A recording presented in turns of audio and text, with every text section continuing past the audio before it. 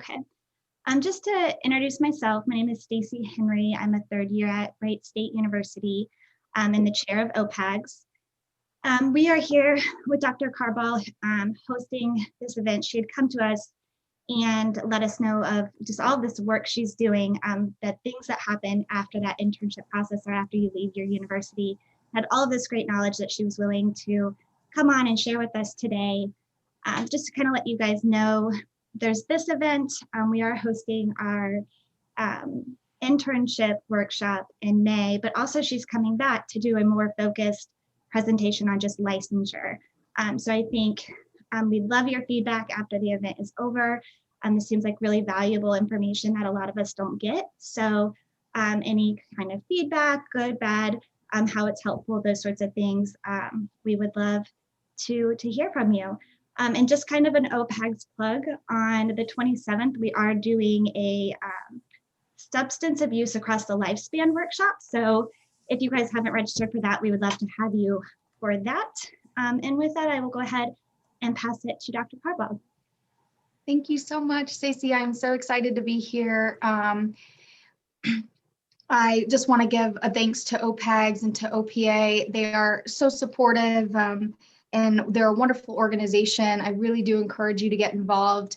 Our schools can do a fantastic job, but they can't be everything. And places like OPAGS, being connected to a listserv where you're gonna find out about opportunities like presentations like tonight, that's where you're gonna get often some of this other really important information. So thank you, OPAGS, for all that you do. A lot of content to cover tonight, so let's get going. My name is Dr. Brittany Carbaugh. Please feel free to use the chat throughout. Like I mentioned, I'll be trying to monitor, but Stacey will be too. And feel free to chime in with any questions as we go. And I'll be kind of pausing to see if there are questions too throughout. My disclaimer, of course, the views and opinions expressed here are mine alone. This presentation was born out of some of my own experience going through some of these processes and realizing, what the heck, no one prepared me for this, and there's lots of information. So this is kind of my research into this and my gathering of information. Always, when you get to these stages in your life and in your career, check for updates, do your due diligence. And no one is sponsoring me to be here tonight. All right, so the goals of tonight are by and large 3-part, but there's a lot of content. So 1, how and when to prepare for a postdoc or a job and how to go about those processes. Having the talk on that dirty little word, loans, that no one likes to talk about and we all cope with avoidance. And to talk a great deal about licensing and credentialing and boards. Oh my, it's a lot. And actually I've been steeped in it personally this week. So I am kind of fresh off of navigating those challenges, those joys this week. So that's the plan. This it cannot be exhaustive, but my goal in this is that you will have a resource when you get to these points, when you get to these milestones, that you can look back on and at least have a really solid place to start. This website, you're going to get the materials after the presentation is done. The presentation is chock full of websites and resources. So this will at least be a starting place for folks. It became just so abundantly clear to me throughout training the variable access to resources and mentors and really good supervisors and guidance. Depending on where you go for your training sites or internship, they might not be giving you any of this information, or you really have to advocate for yourself to get it, and they may have limited perspectives. That's not fair. And so my hope is that this presentation can reach a wide audience of people who otherwise may not have gotten this information. I did have an interactive poll and it was not working for us. We were trying to troubleshoot. So feel free to use the chat or unmute yourself, but I'm curious, when you think of the topics for tonight, what kind of feelings emerge for you, or how are you feeling as you come in tonight and thinking about these things?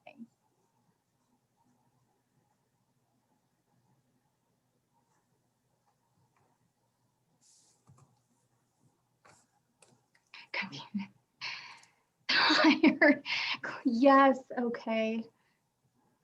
Absolutely. Trepidation, anxiety, feeling overwhelmed. Yep, I know match day is around the corner. Yes. Yes. Okay. Yeah, thank you. I felt the same. And I'm still feeling that as I'm trying to navigate this. So I appreciate the honesty and the vulnerability and the willingness that even though these topics make you feel clueless and confused and anxious, you're still here. So you're already one step of the game because you're not avoiding it. You're trying to get educated about these things. And that's going to set you up for less headache in the future. Yeah, I feel that too, Carly, tired that there's more to do after graduation. I really thought on residency I'd be able to take a deep breath. So, you know, there is light, I'm promised, at the end of the tunnel here, but we are on a marathon here. All right. Thank you for that, everyone. And here we go. So a little bit about my background so you can understand where I'm coming from. I actually did my master's in clinical psych at CSU, completed my doctorate in psychology from CSU very recently. I did internship at the Cleveland VA and I'm there for postdoc as well. I have an open invite. If you have any questions after this or have questions down the line, please feel free to reach out. I'm very excited and always eager to help students. Just some fun facts, things you can know about me. There is life outside of grad school. I encourage you to really embrace that your life doesn't have to wait to start until grad school ends. Please enjoy the ride as best you can. All right, I'd like to know a little bit about my audience here, what year you are in school, and if you'd like to add what might have brought you to this presentation, feel free to either unmute yourself or put it in the chat. And then any questions that you're really hoping we answer tonight.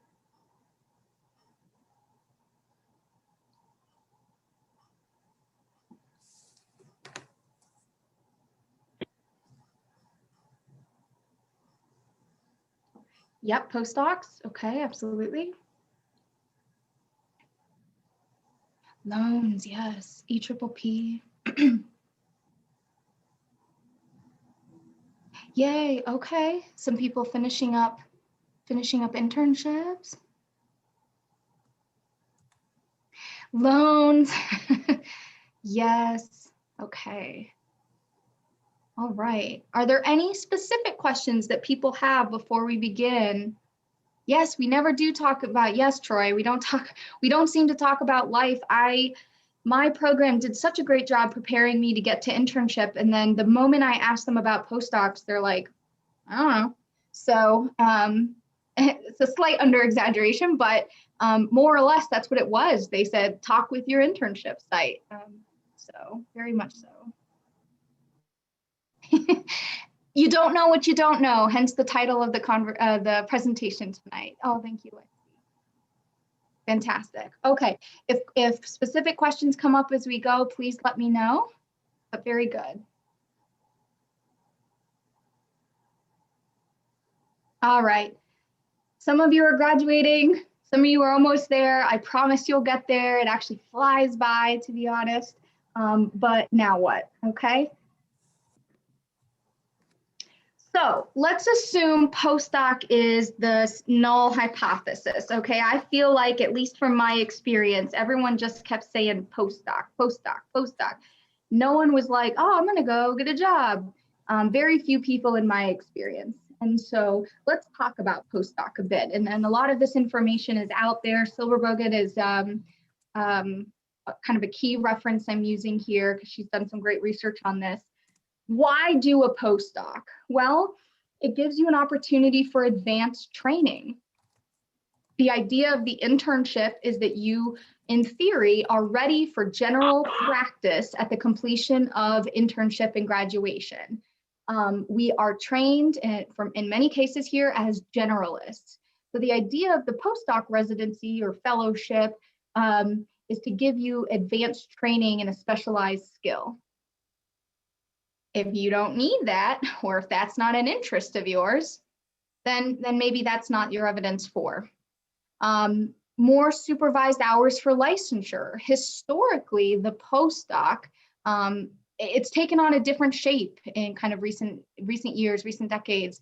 The postdoc used to be thought of as just this kind of supervised hours experience. You needed so many hours for licensure, and once you were done with internship, you still needed a few more. So you were more or less just working, getting supervision hours. The emphasis was not on training or specialization. It was just doing your generalized skills and getting supervised hours for licensure. Also, historically, postdocs took on kind of a remediation role, like long ago. If you were not quite ready, maybe for generalized practice, doing a postdoc and getting one more year of extra training was maybe a good idea. Again, now that's not the case. The idea is that you are, solid and competent in your foundations. You're trying to specialize. Maybe it gives you more time to get licensed. Depending on the state you're in, you might be able to get licensed right when you finish internship. But for some of you that are already on internship, you might realize you're actually still wrapping up dissertation during that year, or you are absolutely swamped. Who has time to be studying for the EPPP while you're on licensure or while you're on internship? Maybe you want some extra time on residency to be focusing on preparing for licensure. In some places, it might feel like in my case, this kind of unspoken rule. There might be a pressure, so just be mindful of the environments that you're in, the messages you're receiving, maybe some of the biases. Really understand where people are coming from if they're kind of pushing towards postdoc or a job, one way or the other. It's not that they're right or wrong or that they have an agenda, but they might be coming from a background or a certain experience that emphasizes that. One other way to look at a postdoc is, in some cases, a ramp-up year to being staff. There's one of my fellow interns from last year. All of her practicum training was in PTSD. She knew she wanted to work in PTSD clinics. That was her thing. All of her training was there. She kind of already had a specialized skill. She ended up kind of tracking herself throughout the degree program, which is not as typical. So she's like, why? I'm ready to go. What do I need more specialization in? I'm ready to work. I'm ready to make psychology doctor money, not other doctor money. And I'm ready to go. I've been doing this, and I think I can take on a full-time staff position and be just fine. Other people might need time to ramp up. Maybe you're in a brand new setting. Certainly the jump, you're protected a lot as a trainee from some of the politics, from some of the background stuff, the administrative piece. Your emphasis as a trainee is on training. And so other people like the postdoc because it peels back some of those layers. You're building up a higher caseload, so you're seeing a greater volume of people in many cases. And it's a ramp up from being a trainee to suddenly being full-time staff somewhere. Now, why might you not want to do a postdoc? Well, less money, more problems. This is one more year where you are not making full-time money here. So you have to really pay attention to your finances and what makes sense for your life. Yep, most postdocs are going to pay you more than an internship, but most postdocs are probably not going to pay you what a full-time licensed psychologist salary will be. So pay attention to that. There's still less autonomy. You're still a dependent, even if you were licensed, if you are there on a postdoc, the idea is that you're still in training, you're still a trainee.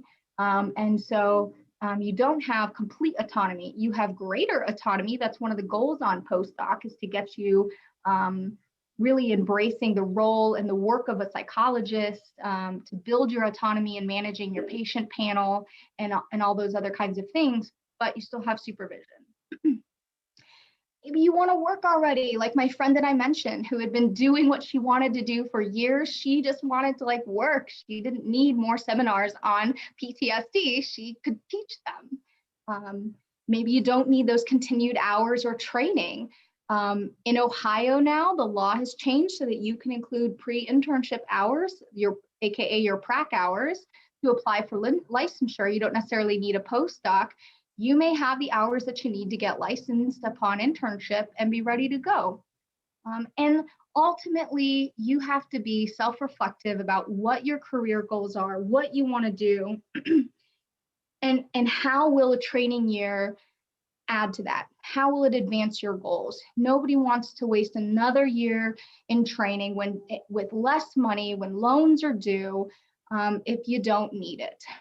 So thinking about your future and how the postdoc will get you there are important considerations.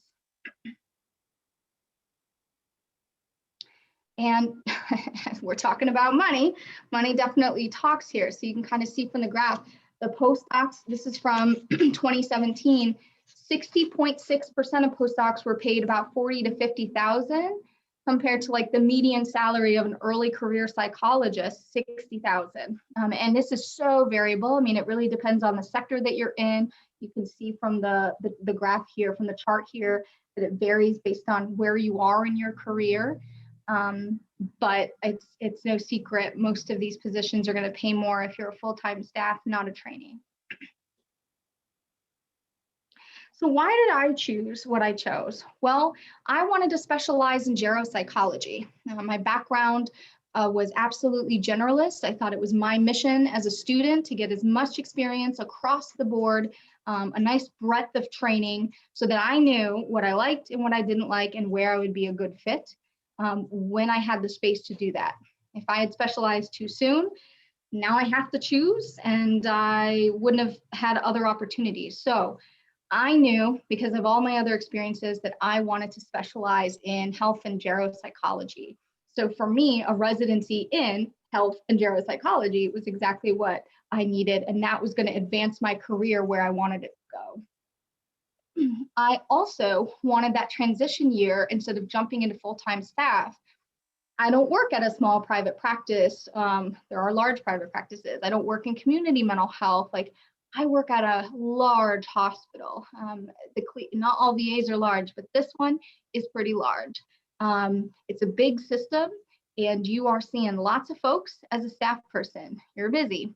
On top of all your other duties as a psychologist, if you're involved in training, you have additional administrative responsibilities. You might be teaching, you might be doing research. So I wanted to peel back some of those layers and kind of work my way up to building those skills. I had other areas of training or of interest that I didn't get fully on internship, partly because of the pandemic, to be honest, in my case. But I have a great interest in supervision and leadership and doing committee work and outreach events. And since I know that I want to stay in the VA for my career, at least for the foreseeable future, I wanted an opportunity to start doing that in kind of a safe way as a trainee, and building and ramping up and kind of peeling back the layers of such a large bureaucratic organization. And so I wanted a residency year to build some of these other skills within a system that I want to have a career in. But bottom line, it also felt like, again, because I want to stay VA, you don't have to. I've already mentioned someone that didn't. She actually, the person that did PTSD, she stayed in the VA and got hired as a full-time staff and didn't do a postdoc, but she was ready for it. I apologize if my fan just came on and there's some background noise. Can everyone still hear me okay? All right, very good. There's a lot of talk, depending on where you are for training and who your mentors are, on doing a postdoc. So being really mindful of that, and I felt like it was what I wanted to do, but all of these other reasons were very prominent for me.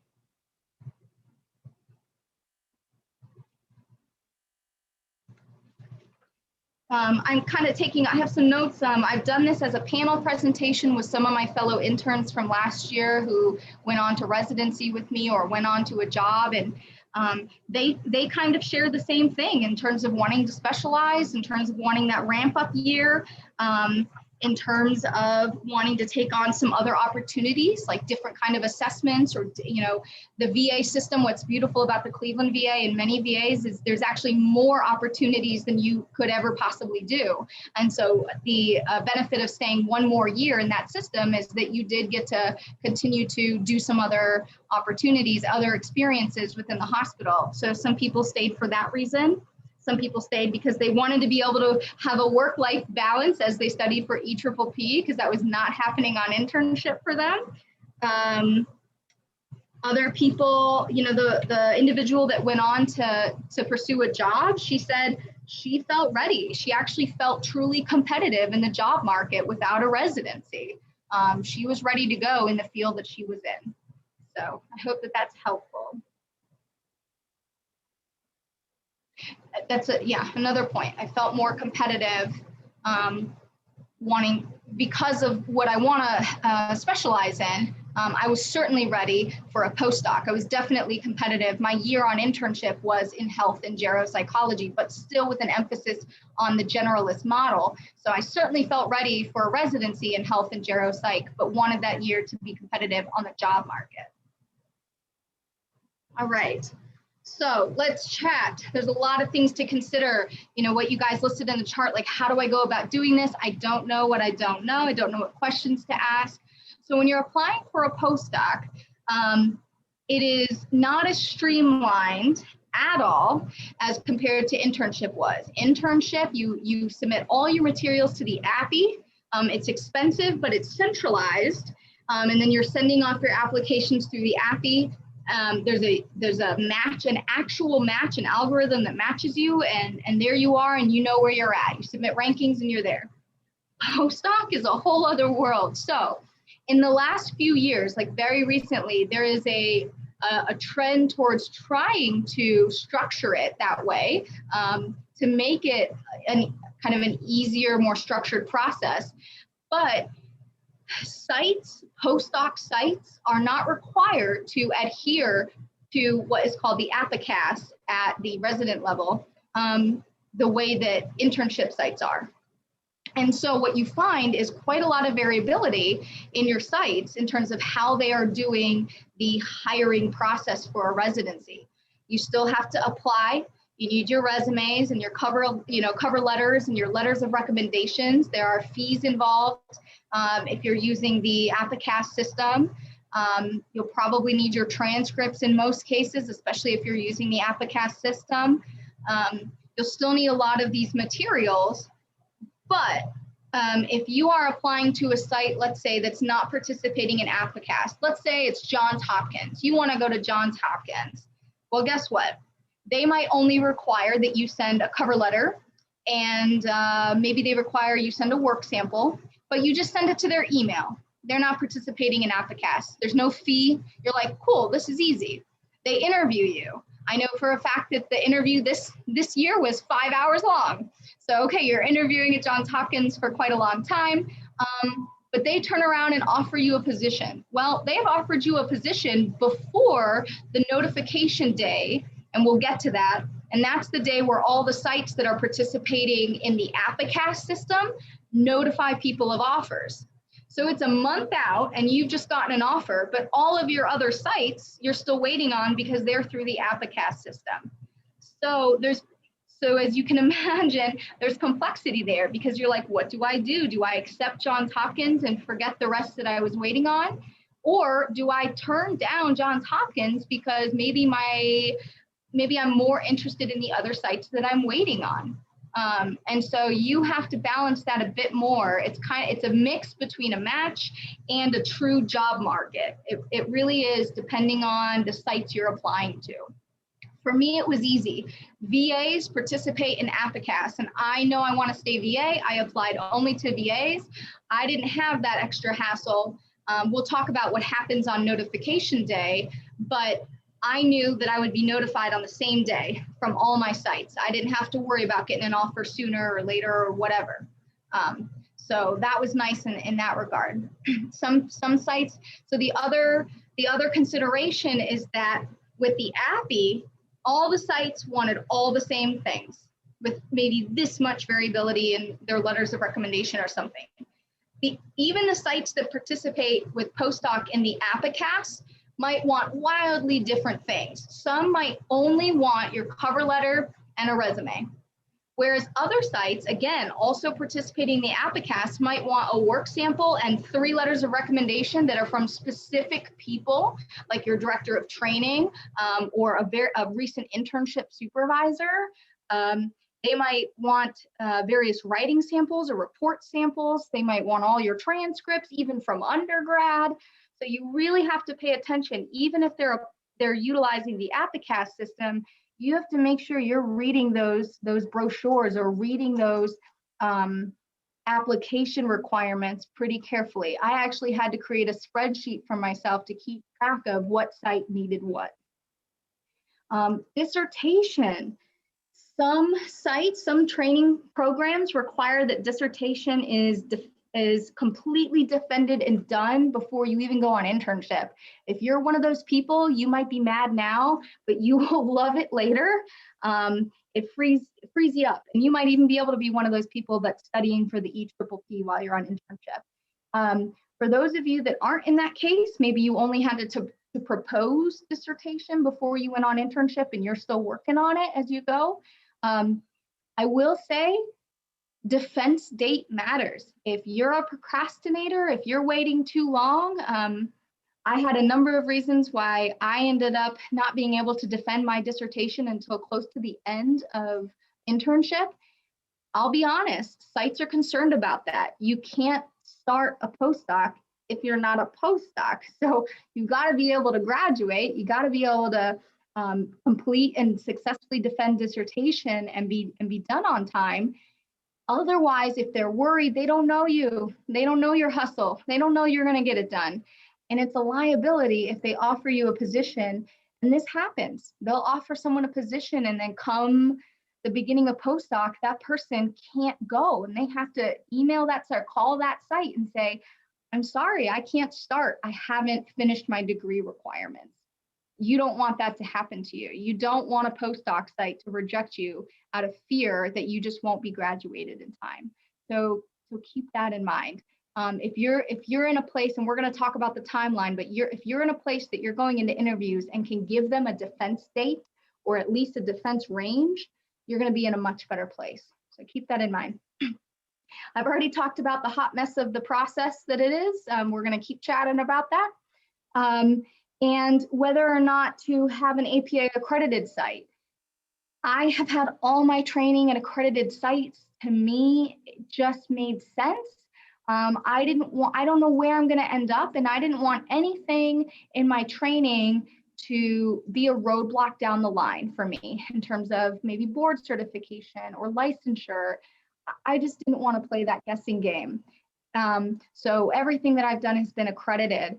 But there are people who don't need it, especially at the postdoc level. So you're gonna get some websites here later, but I really, really encourage you. I mean, truthfully, as you're considering postdocs and where you want to go and what sites you're looking at, actually take a look at the various licensure requirements for the states or the jurisdictions that you anticipate getting licensed in and see what they say. Some are going to require an accredited program, even on residency or not, and you're going to want to take that into account. If you are maybe less interested, let's say in specializing or wanting to pursue your board certification, the accreditation might not be as important. If you are getting just adequate supervision hours so that you can apply for licensure, and they don't care where your postdoc was, and you don't really care about trying to get a board certification later, the accreditation might not matter as much. That said, and not that having an accreditation guarantees that you won't have issues with the site, but when you don't have an accreditation, it's certainly on you as the applicant to make sure you're paying attention to how that site is structured. If you want to go to an unaccredited site and you are hoping for some specialization and some training, make sure that they're allowing for that. Are they giving you seminars and didactics? How are they actually giving you the emphasis on training? Or are you going to be a workhorse for them? Really ask these questions in the interviews to get a sense of how that site is. Absolutely try to talk with current trainees or current staff if you can. You want to get a sense of that site. What are the hours? Are people consistently working 50, 60, 70 hour weeks on postdoc? Then what does that say about what you might be walking into, especially if it's advertised as a training site? So just be mindful of those things. The other thing that I will say is that the number of applications needed for a postdoc, you'll be happy to know, is a lot less than what you're going to do on internship. Many of you probably applied, I don't know, 10, 12 to 15, hopefully you didn't do many more than that, but maybe 15 sites for internship. On postdoc, it's probably closer to an average of 5 to 8. So it's much fewer applications.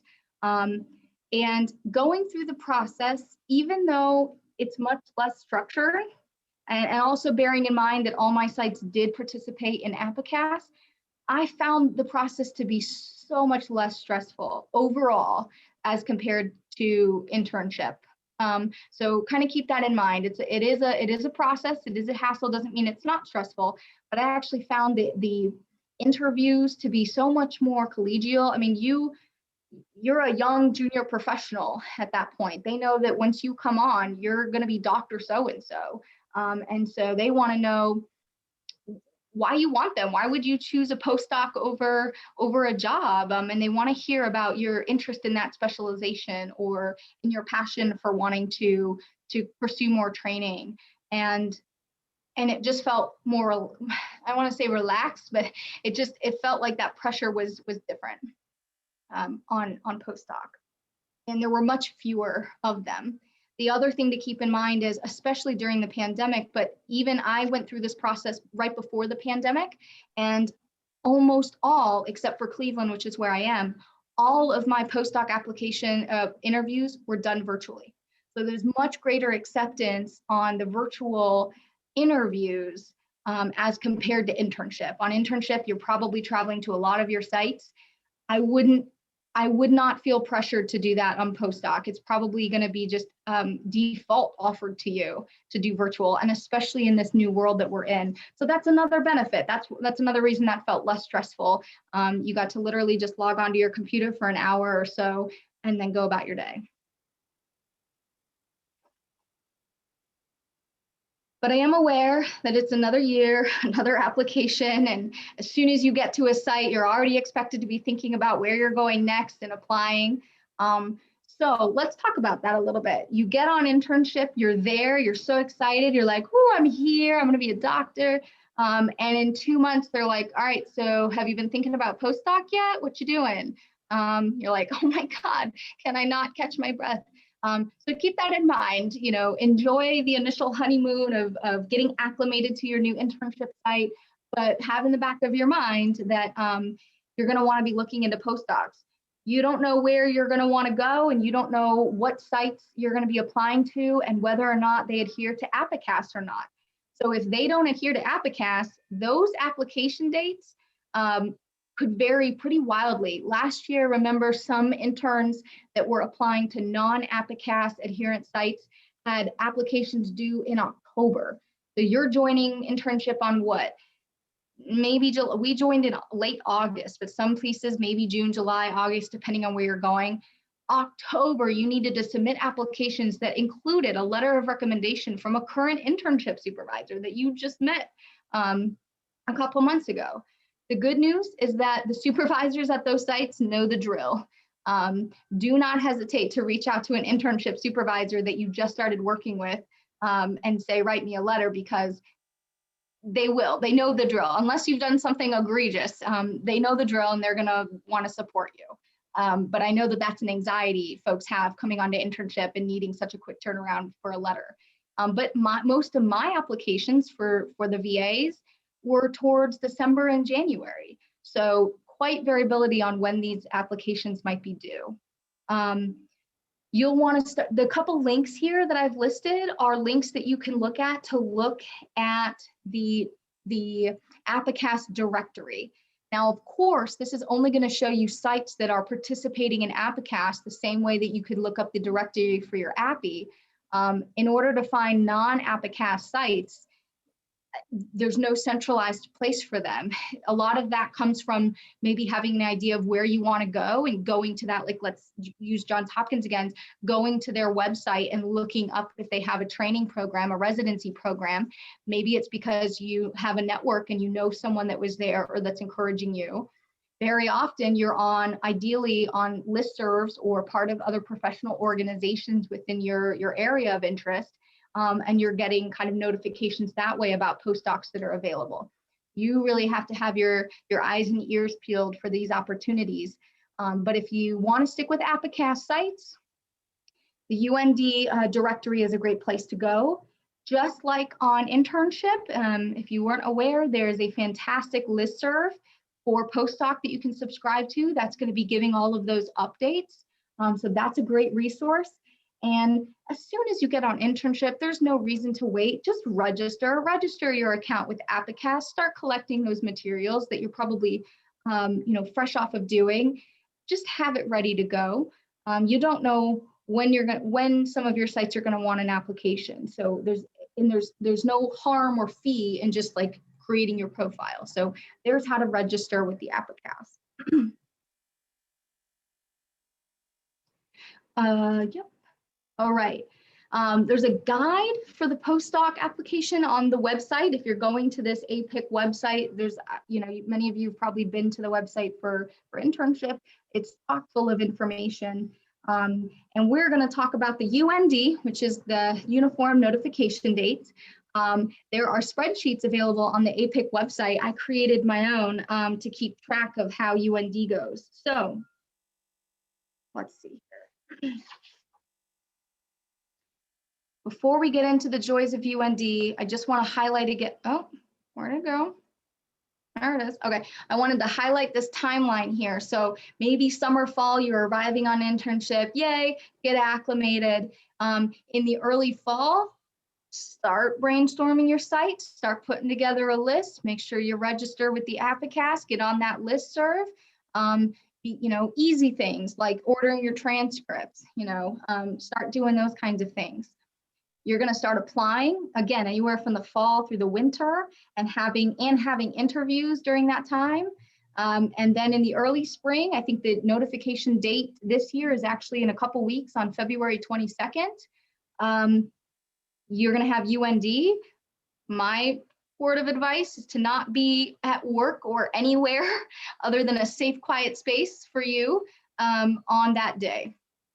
And for some reason, it's on a Monday. The internship match was on a Friday. That was great. You can go out, you can cry, party, whatever you needed to do. It's on a Monday, the postdoc. If you're not pursuing a job, if you're not pursuing a postdoc and you're looking for a job, I kind of jest a little bit, but do you? We're going to talk about that in a minute. UND, not match, it's not uniform. What happens on the UND is at, I think it's 10 a.m. 10 a.m., all these sites that you've applied to can officially start reaching out to you to say, hey, we want to offer you a postdoc. Or say, hey, you're no longer considered for a postdoc. You're like, cool. If they say, hey, we want to offer you a position, you're like, cool. And then you have a couple choices. You can say, oh my gosh, this is great. You're my top site. Yes. At that point, you're done. You notify all your other sites that you've accepted a position and you're out, you're done.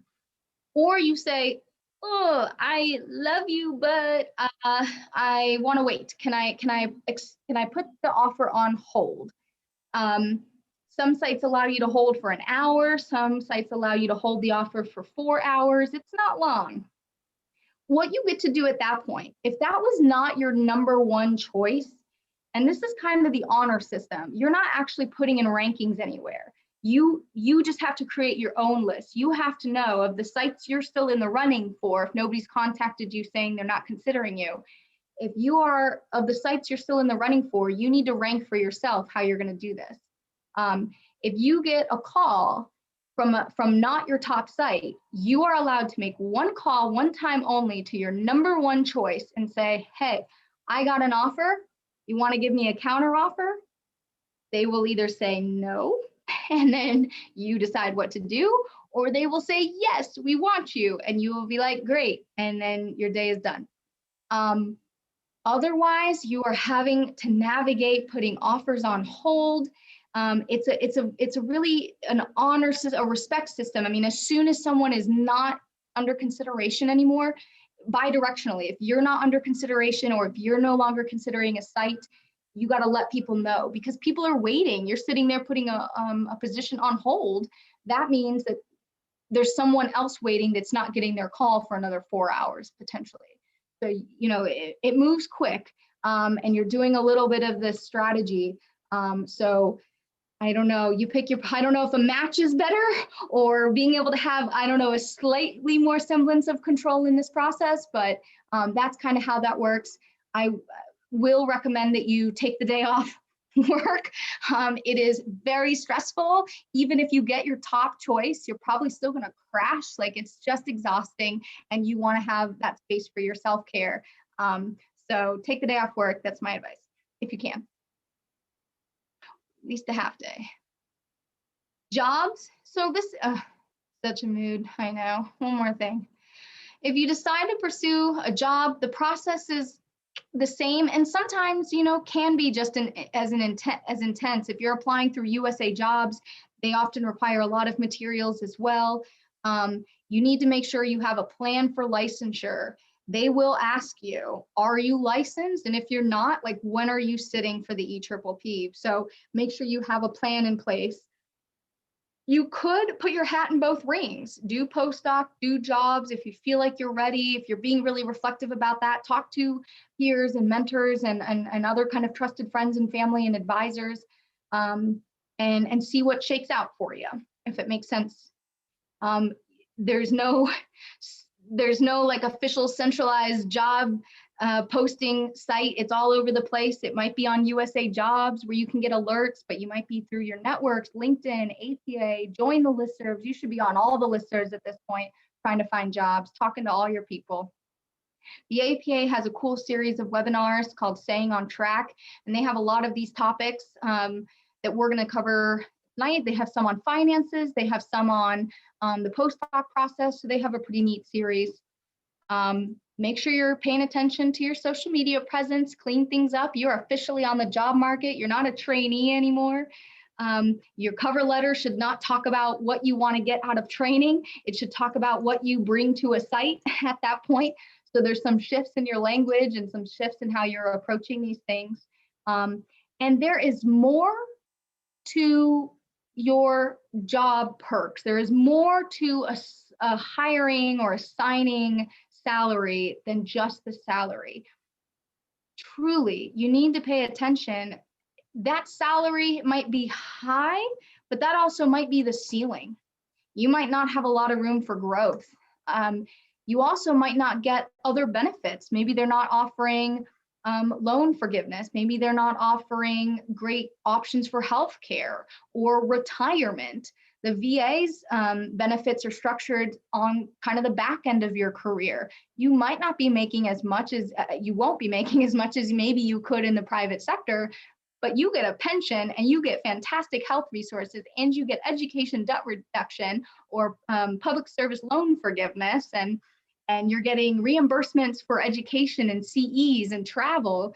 So there's a lot of other benefits, and your work-life balance. You know, I'm working my tour of duty 8 to 4:30, and then my evenings are free. You might not be getting that if you're in the private sector. So there's more to that job than just your salary. Make sure you're paying attention to that, asking those things and negotiating for yourself.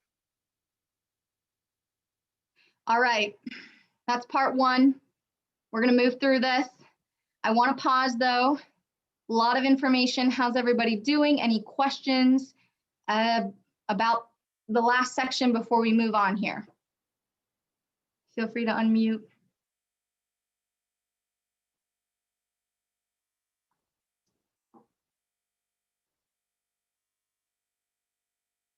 All right, loans. I know a lot of people are here to want to talk about loans.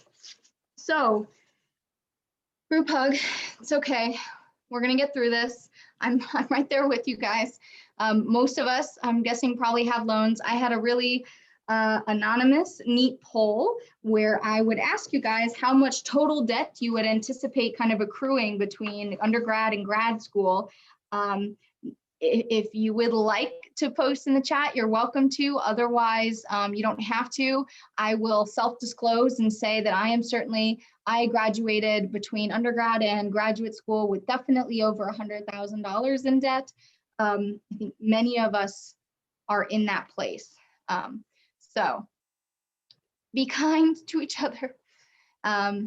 You will get through this. And this was told to me, and I think it's true in many ways. It's all about perspective taking, but there are worse things in life than having student debt.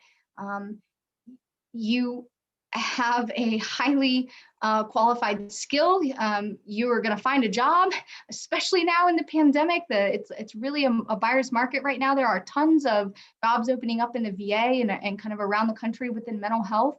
You will find something you can do with this degree. You will get there. Just some facts and figures though, not to bring down the mood, but they kind of do. So the mean debt load, I found these from the APIC match result data. They do surveys. The mean debt load was 91,000 at internship. 40% of folks reported having a debt of 100,000 or higher, compared to only, not much of a difference, 39% in 2010. 27 reported a debt of 150,000 or higher. So these numbers are just unbelievable. They're ridiculous. They're astronomical, and it's happening to people. I have a friend that graduated law school, I think, with over $200,000 in debt, and his program was only 3 years. It's just not okay. A study by the APA in 2016 kind of showed a little different numbers. The average expected final debt load to be 141,000. And just some other kind of general information about who matched. But the bottom line is your brain is now really expensive. Protect it, wear helmets, don't play contact sports, do what you got to do. But it's no fair fight. It really isn't. BIPOC students often have very different experience just in graduate school and throughout the process as compared to their white peers.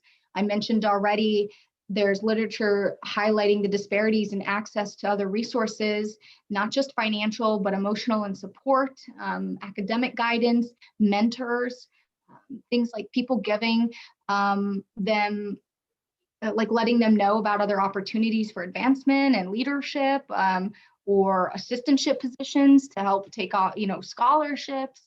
If you're on the listserv, you might be seeing some of these things, but look at the graph. I mean, it speaks for itself in terms of the graduate student debt being so much higher for our students of color. So let's talk strategy here. How are we going to get rid of the debt? Marry rich. I don't know how that's working. I don't know if that's working out for some folks. IO psychology, anyone? I've certainly thought about that. Maybe I need to get out of the clinical practice and move into the world of providing consultation for Fortune 500s. Make your own, I don't know. Not legal, wouldn't recommend it, but an option. Move off to some deserted island. Be the next Dr. Phil. Start a talk show. I had a professor once tell me that you can get very rich in psychology if you're willing to sell your soul. I'm not advocating for that. Other ideas, definitely chime in. I'm looking for them.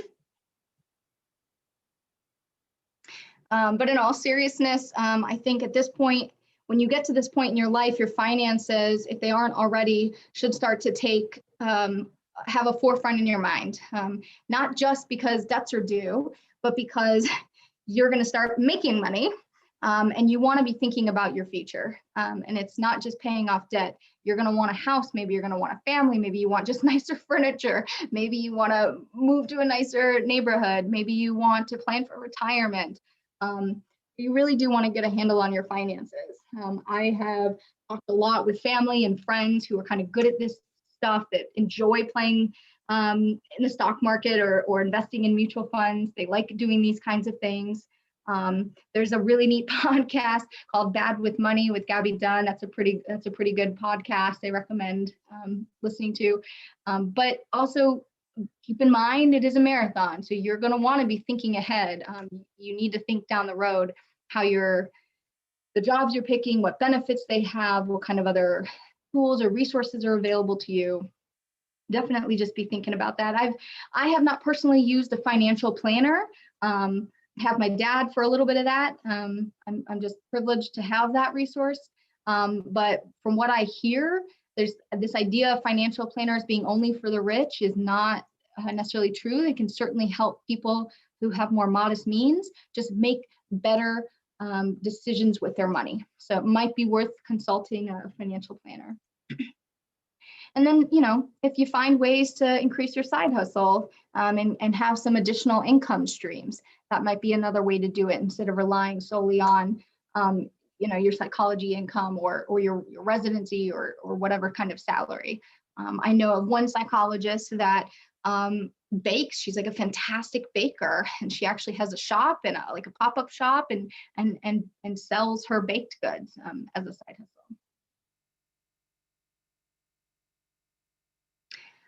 Live below your means. I really can't stress this enough. I see this with folks that maybe they make that kind of doctor money first year out and they automatically upgrade their life. You want to, you deserve to. We're students for so long, just so long. But if you can hold out a couple more years, use whatever additional income you're now getting. I mean, you've been living okay. Use the additional income that you're getting to be paying down loans or paying into your retirement and getting yourself in a more stable, secure, building your credit. Get yourself on a more solid footing, and then slowly start to upgrade. But that's one great way to start changing your debt to asset ratio.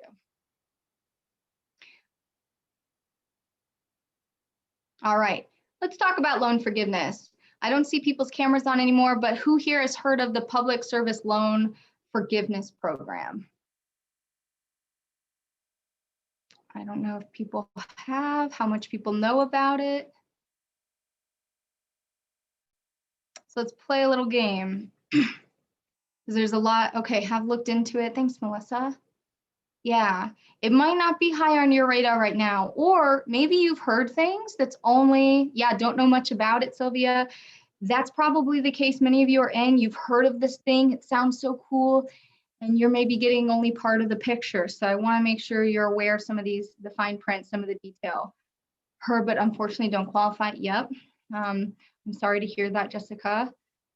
Don't qualify at the moment. You don't know where life will take you.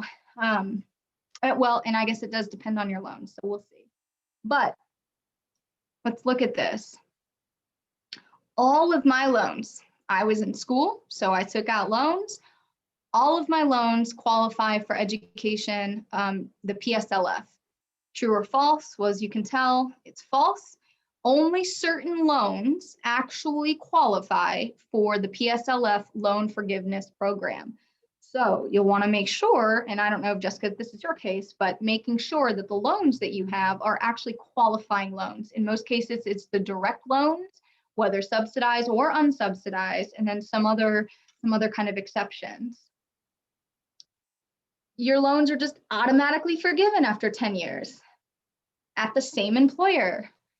No, it's after 120 payments, which is 10 years, but they do not have to be consecutive. So that's important to keep in mind. You still have to make payments every month. You can't go into default on your loans, but it has to be after 120 qualifying payments, and we'll talk about that in a minute and what that means. But in theory, after these 120 qualified payments that you make on time, they will forgive the rest. You have to be employed full-time, which means 30 hours, not necessarily. Be mindful. The 30 hours is the PSLF definition, but your employer's definition trumps that. Any public sector work counts. You're like, hey, I'm pretty sure I'm working in the public sector. I'm working for people with kind of limited means or on government insurance, and this is these are the populations I'm serving.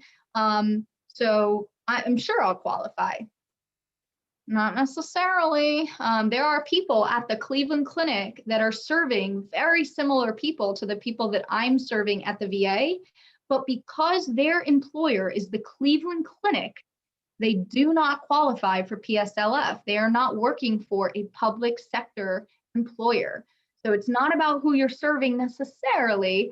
It's about if your employer, and there's a list, so you can go to the list on the website and check, would your employer qualify? But you need to be making a payment while working for that qualified employer in order for that payment to count, and you need 120 of those. The grace period for your loans ends after I graduate. You've got 6 months. False. I found out the hard way. My last class ended in May. I didn't officially graduate until August because internship ran into August. I wasn't enrolled in anything. I had finished all of my degree requirements, but my grace period officially was 6 months after May, after my last class ended in May. So my loans became due like November, not into 2021 like I thought they would. So pay attention to that. Let's talk a little bit more about the fine print here. The other thing is that at the time that you actually say, hey, I have made all these payments, I followed all the rules, forgive the rest of my loans, at the time that you submit that application, you actually have to be working for a qualified employer. That's interesting to know. You need to make sure that you're certifying your employer. There's a form. It's a pretty easy, straightforward form, but there's a form, and you have to have your HR person. It has to be a certain person that actually verifies your employment. They're often in HR for obvious reasons. And you send that form off to the loan servicer, and you need to be doing I mean, I've had some people tell me just do it multiple times a year. The rule is once a year. You have to verify your employment once a year. Other people get a little extra about it because they really don't want to have anything that could preclude them from getting this benefit. And so they're certifying pretty often. But you will have to certify your employment, and part of that form is certifying your salary, whatever you're making. You cannot pay in advance. You can't be like, hey, I got a bonus at work, I'm going to pay off the next 6 months today. That's great, but they just got 6 months worth of payment from you, and you still have to make the next monthly payment for the next 5 months after that. You can't pay, and you can't pay over. You can't say, let me add an extra $30, that'll pay it off quicker. Not if you're trying to do PSLF. You need to make whatever your minimum monthly payment is, and if you pay any more than that, that's just extra money you're giving them. It's not going to quicken the process. You can't double dip into federal government programs. So like there's some question about EDRP, which we'll talk about, versus PSLF. We'll want to pay attention to that. You have to be enrolled in the correct payment plan. So once you are applying to say, hey, I want PSLF, they're going to say you have to enroll in a income-driven repayment plan, of which there are a couple options. You will need to make sure you're enrolled in one of those and pay attention to them, like really sit, and I'm going to give you these websites, but sit and look. I really spent some time comparing these plans. Some of them take into account your spouse's income, whether you file jointly or not. Even if you're filing separately, they're saying the total household income is this, so your minimum monthly payment is this. So you're going to want to pay attention to these, but you have to be enrolled in a particular payment plan. And you can't have a late payment. You have to be on it, enroll in auto pay, whatever you need to do. Do not miss a payment. Do not have one be late. They will find this fine print and they will get you. So better to be equipped with this knowledge now. Actual visits, actual websites that you should visit. These are things that you, where you're going to get all of this information I was just talking about so that you can do your own research. These are the websites that will get you there. One thing to keep in mind now, because it sounds like some people actually may benefit from this at the moment, We currently have the CARES Act. It was originally supposed to end in December. It got extended to January with the new administration. They just extended it to the end of September. What that means with the CARES Act in terms of your student loans, if you are enrolled on a plan, you're not actually spending any money. You're making payments of $0. But if you're working, like I am on residency, working for a qualified employer, so starting on residency, these payments will count. So I'm working for a qualified employer while on residency. I am enrolled in public service loan forgiveness. I've applied, I've got a servicer, we'll talk about that. And so I am officially making payments. But while under the CARES Act, my payments are only $0. So my entire year on residency, I'm going to accumulate 10 to 12 of the 120 payments that I need and won't have had to spend a dime to do it. So some of you might be thinking, I really just want to wait until my grace period is over. It might actually benefit you right now, depending on where you are with your life and your degree, to go ahead and apply, get out of the grace period if you can. There's some caveats to that. Sometimes they won't let you pull out. You might have to wait. But if you consolidate your loans, and that's another thing, it pulled me out of the grace period. And I was able to start technically making payments in October, I think. And because we're in CARES Act, again, $0 payments. So I'm racking up my monthly payments towards that 120 and not having to spend money to do it. So, look into that for yourself. And then the EDRP is the VA's Education Debt Reduction Program. I'm not going to spend too much time on this because it's not necessarily applicable to as many people. Even PSLF is not applicable to everyone. But the thing with the EDRP to keep in mind is that it isn't a guarantee. Just because you work for the VA doesn't mean you'll get it. It has to be tied to the job posting. It's position specific. So you might have one psychologist that has it and one that doesn't. This is a benefit designed for hard to retain positions. So if you want to be a psychologist at the VA down in Florida, you're probably going to have a hard time finding EDRP because they don't have a hard time filling those positions. But if you get it, what the program is they will pay up to $40,000 max per year, up to a total of $200,000 over the course of 5 years. But you pay up front. So you make monthly payments to your loans. And at the end of the 12 months calendar, at the 12-month year, the VA says, okay, you paid this much. We're paying you back up to $40,000. What's cool about that is even though you front the money, once they reimburse you, you're using that money, ideally, to be making the next year's monthly payments. And then at the end of the 12 months, they reimburse you and you're using from that pool of money to make your payments for the next year, and so on until up to $200,000 of your debt is paid off. The hard part for people is fronting that money. If you can front $40,000, I don't know many people that can front $40,000 in the first year, right when they're getting a job. But if you can do that, if you can find a way to front the max amount, then you'll have your loans paid off pretty quick. So that's the neat thing about the EDRP. Let's pause. If you can't tell, we need some self-care. We just talked a lot about loans. Are there any questions at this point? We have just a minute before we jump into part 3, the last part of this presentation. Were there any questions from people? I had a question. Oh, yeah, go ahead.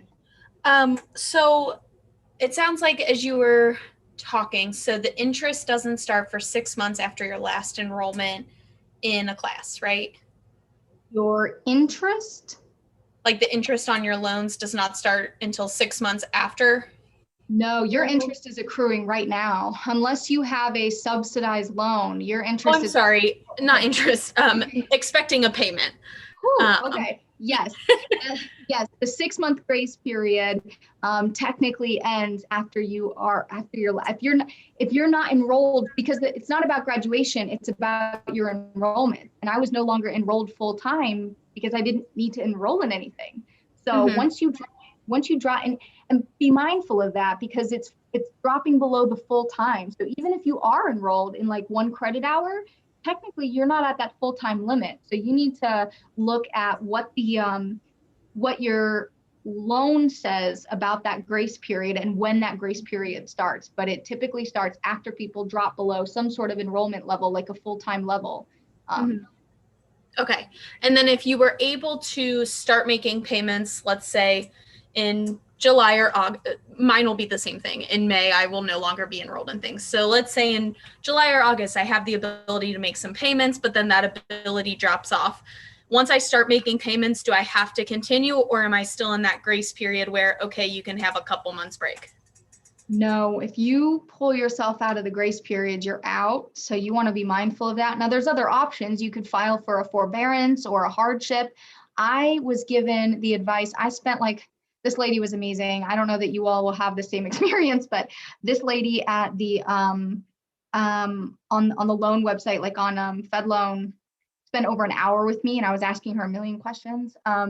She actually advised that a lot of people make the mistake of forbearing their loans if they hit a hardship, instead of just certifying that they have no money, and so that they'll get certified to make $0 payments. If you're on an income-driven repayment plan,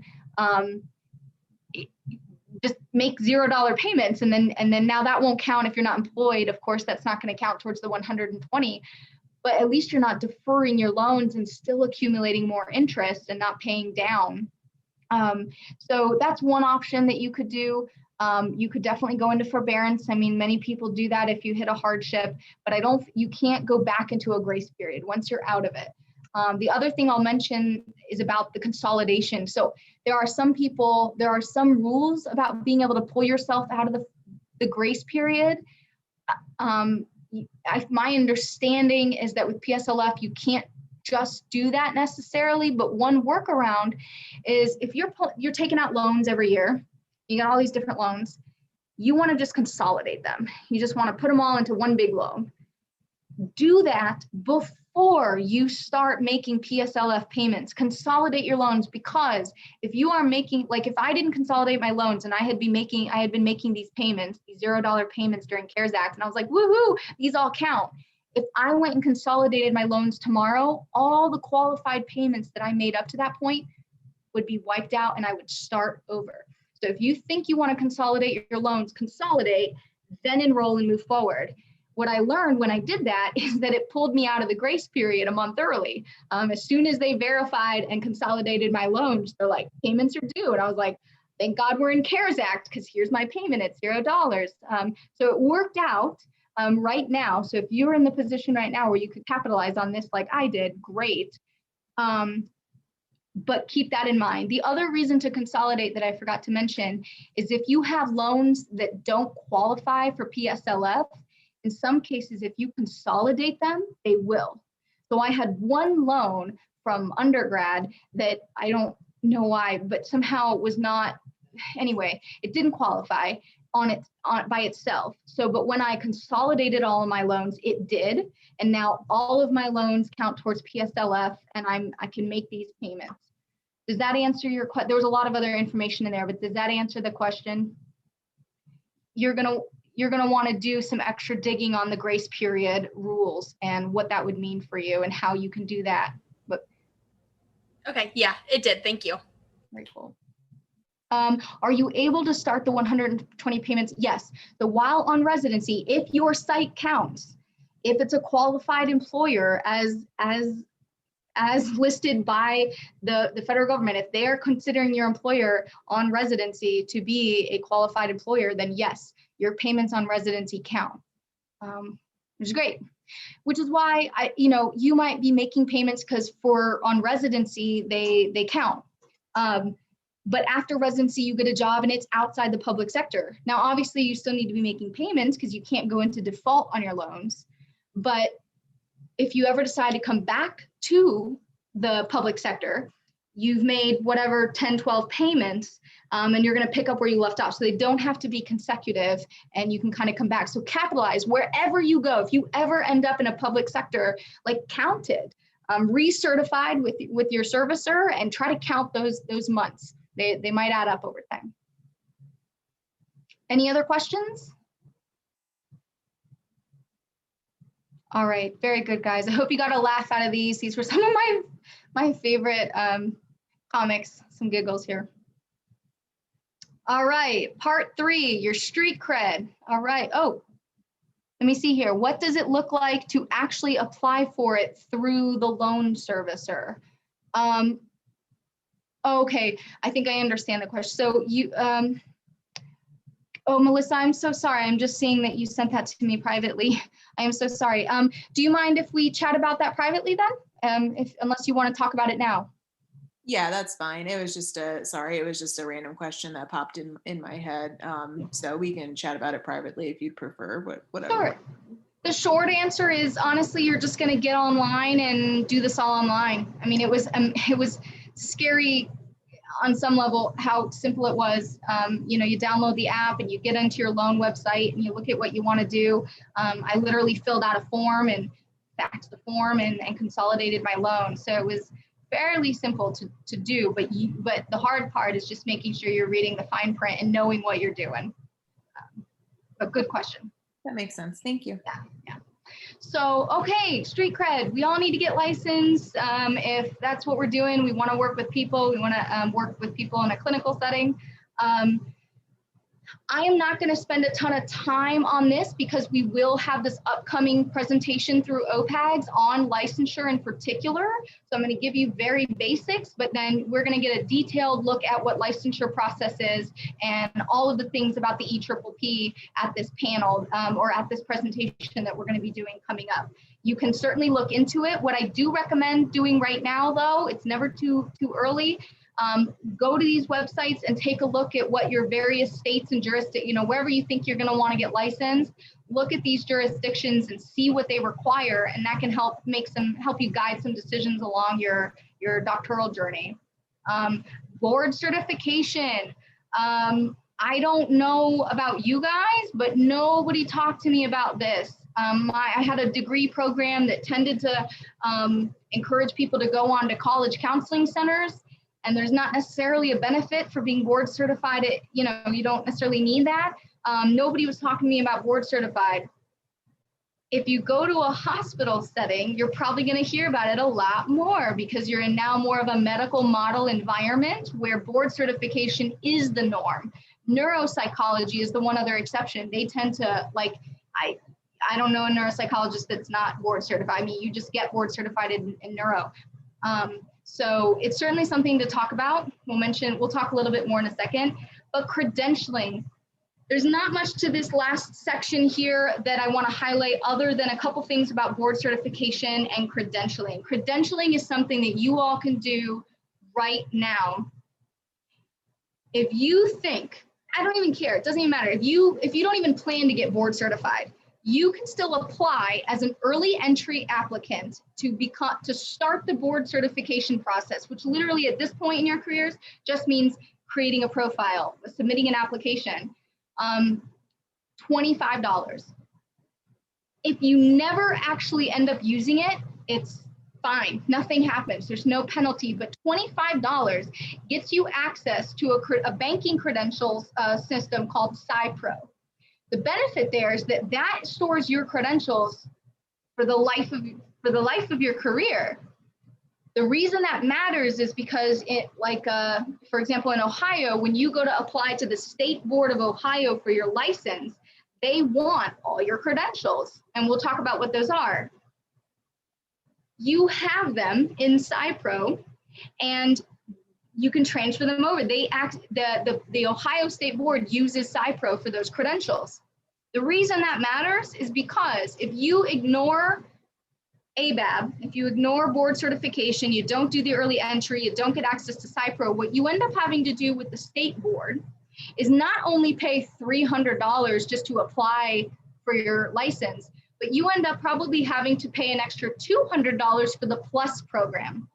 The PLUS program offers kind of what the board certification Forever Banking does, in that you will have access to your credentials for the life of your career. So if you move states and you want to get licensed elsewhere, the PLUS program for the Ohio board says, we'll keep your credentials forever for you. Just pay us this extra $200.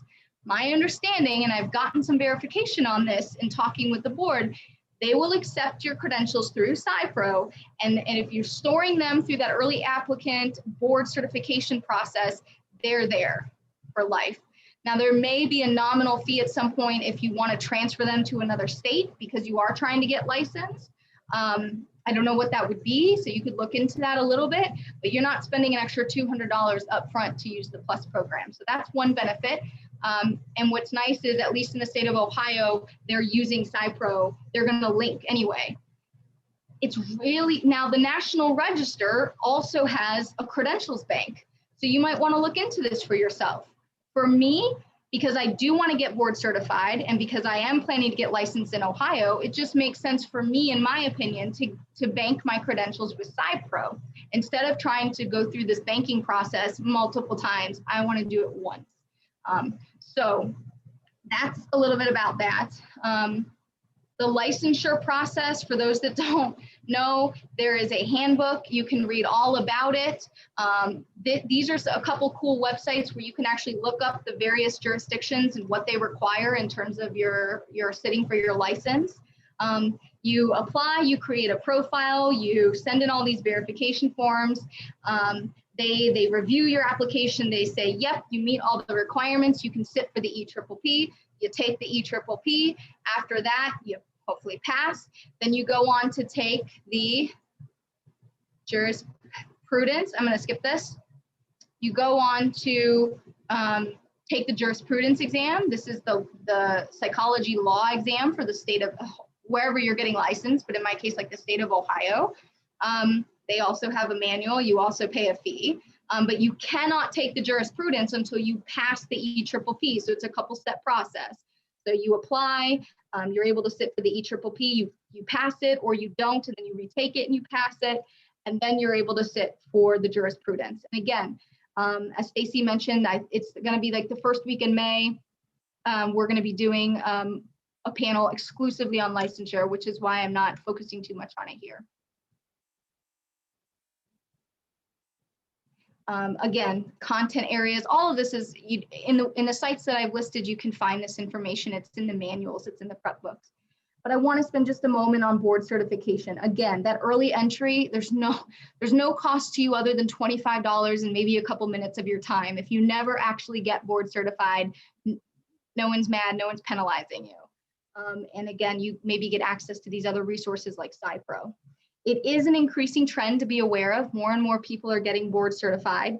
And depending on where you work, like in a hospital setting, there may be more pressure for it. You might be seeing that trend a little bit more. Again, depending on your setting, there's probably increased pay potential. In the VA, you might get a step upgrade. You have kind of a symbol that distinguishes you from, like, as an extra competency. You've specialized. The board certification is a specialized certification. It means that you've done above and beyond. You've got advanced training in an area. It makes it easier, honestly, to be mobile, to have license elsewhere. If I wanted to move to Florida and I have ABAP already, there's actually a way into Florida where you're applying for a Florida license that's sponsored by ABAP. So it's a lot easier to have mobility if you're board certified. And these are some of the areas that are the content areas that you can get certified in. The process looks different for every specialization, so I'm not going to spend too much. This is kind of the general trend, and it's just like anything else. You apply, you send in your applications. They're going to obviously want practice samples because you're specializing, so they want very detailed practice samples. There's an oral exam, and then you get certified. There might be a few more steps depending on, like, neuropsychology has a bit more of a process, but this is all on the ABAP website. You can look into how they structure this for the various specializations. I did apply for the initial. Is there a timeline? Yeah, so the timeline, and again, pay attention to your specialty, but I believe it's 2 years post-licensure work. So you like, I'm gonna be sitting there with my ABAP application for a few years as I wrap up postdoc and then try to get a job and work for a couple years. So it takes some time. I don't think that there's a limit per se. I don't know why you'd wanna wait like 10, 15 years into your career necessarily, but especially if you were an early applicant. But yeah, there is a minimum timeline. So there's a couple years of post-licensure work that you have to do. The cool thing about ABEP is that they will give you a mentor for free. It's included in the process that helps guide you through the application process. They want to see people get board certified. It is I don't know what to call it. It's not like a rite of passage. I mean, it is meaningful. You're specializing, you're showing advanced competency in an area, but they want to see that and they want to help you, and they will provide you a mentor to do that. The credentialing starts now. Here's the thing, and this is the last part of this that I'm going to leave you with. Let me just put up the rest of the information here. What I mean by banking credentials is this is your proof. This is your verification of all of the training that you have had leading up to what qualifies you as a psychologist. All of your practicum, your internship, if you do a postdoc, your school, your transcripts, your coursework, everything. So it's lengthy. This is a lot. Every year after practicum, you're verifying your hours, right? Each program might have a different way to do it, which is frustrating, but please keep very detailed records. How much time you're spending on anything, on doing report writing, on face-to-face seeing patients, on doing consultation, on doing group supervision, individual supervision, umbrella supervision. Keep track of what you're doing in terms of didactics and seminars versus other support hours. Keep track of it all. It's going to be helpful. It's going to serve you in the long run. And at some point, here I am years out of doing my very first practicum, and I'm having to email the supervisor from 2016 and say, hey, the board needs you to verify these hours. Now, we did it back in 2016, right? It's not new hours. You should have verified this with your program at some point, or maybe you were using time to track, but now the board wants it on their own form. So we're having to re-dig up all of these records, find these hours, put it on the new form, reach out to someone who honestly, thankfully, has not retired, because they very well could have just up and gone and you'll never reach them again. If you can do this now, get the board form, and you can get the form on the board website. If you go to the handbook, it's in the slides. You will be able to find the forms. If you can't, email me. Have your prac supervisors verify those hours at the completion of your prac and have that verification done. Upload it, e-verify it, do it on SciPro, wherever you are banking your credentials, get it out of the way. So this is something that you can be doing now that will save you that headache down the line. It's going to be very helpful. Every step you achieve, every year you accomplish something else, verify it, upload it. You will need a verification from your DCT at the completion of your degree. You'll need a verification from your DCT on internship. If you do a postdoc, you'll need a verification. So be banking these hours. If you're doing the work now, you're keeping track. The last thing you want to do is try to go back and rehash hours from how many years ago to try to find the numbers that you need. So whatever system you use to bank, it doesn't matter, find a system that works for you, find a software that works for you, but start banking now. The National Register, I will mention, I love them for all of their webinars. I attend National Register webinars like crazy. They have fantastic seminars, but they also have a credentials banking scholarship. So you could apply. I think it's pretty easy. I mean, literally submit the form, and my understanding is a lot of people get the scholarship, and they waive the fee, or it's very, very reduced to have access to their credentials bank software. So that's definitely an option. And that's a wrap, folks. I think I did okay. I fit it in. We have a few minutes for some questions here or some debrief. How are people doing? I would love to see your faces if people will chime. These are some quotes that I was told along the way for whatever they're worth. Thank you. Is it Layla? I love it. Lila, sorry. Yeah, thank Lila, you. Thank you. I'm going to stop sharing my screen so that I can chime in with all of you. How's everyone doing? How are you feeling now? There was a lot of anxiety, confusion, overwhelmed feelings. How are you all doing in this moment besides just tired and need a beer?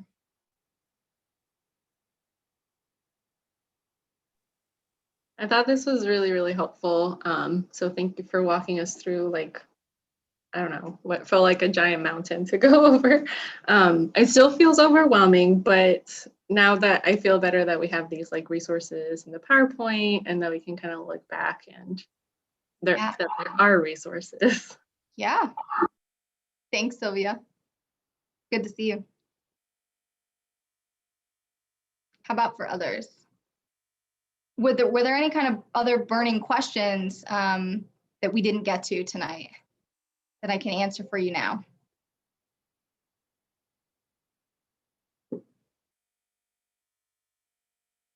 Thank you. I'm reading I'm tracking the chat too.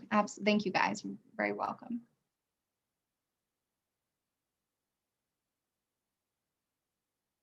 I am going to post in the chat a link to a survey. Okay, I'm seeing, Troy, your question. I have a quick SurveyMonkey survey. It's very brief, but if you would be so kind to go and fill it out, it's really helpful for me and for OPAGs to be able to use this information to tailor for future talks. So please, thank you so much. Troy says, should we register on ABAP and HSP? Is there a benefit? I'm on both. I don't know. I will be honest, like, I think the benefit for me, like I said, is I have access to the health. Wait, HSP, do you mean the National Register? What do you, okay, the National, okay. Yeah, the National Register, I get access to all of the webinars, and many of them I think they put out are free, but it's really nice to have access to there for kind of continuing education. So I think they put out a lot of really good stuff. ABAB occasionally puts out a how to get board certified webinar. So keep your kind of eyes peeled for those talks, because those are really helpful, and you'll hear from actual board ABAB people. But in terms of the National Register, I just don't bank my credentials there. And I got the scholarship. So I think that the risk and the cost was minimal. I just did both, and who knows, maybe I'll end up changing my mind at some point. So I know that's not a great answer to your question, Troy, but I think just whatever works for you. There's no cost to doing it other than maybe a small financial cost.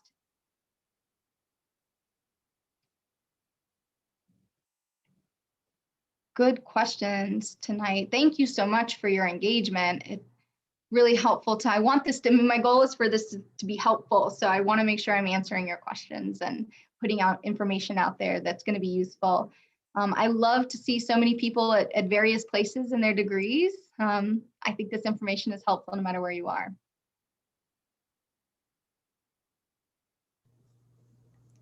I totally agree as a third year. I will also send a link to that SurveyMonkey for people who had to jump off early, along with the materials. I would say within the next few days, I'll be able to get that out to people. If you have any other questions, there'll be all the contact information and everything there too. But feedback would definitely be great so we can know how to best serve you guys in the future. So. Yeah, thank you so much for spending an evening with me and learning about this. And I give kudos to all of you for taking one night away to not live in avoidance and to actually get some of this education. I think it will help you as you feel equipped. I think when I look back on this process and I'm still in it, what makes me more stressed is feeling like I don't know, like nobody talked to me about this. I don't even know where to go. I don't know what questions to ask. I don't know what I don't know. And that's not fair. People come before us, why not pay it forward? And so I think that's a big part of the stress during this process that hopefully can be minimized now for you. So thank you again so much.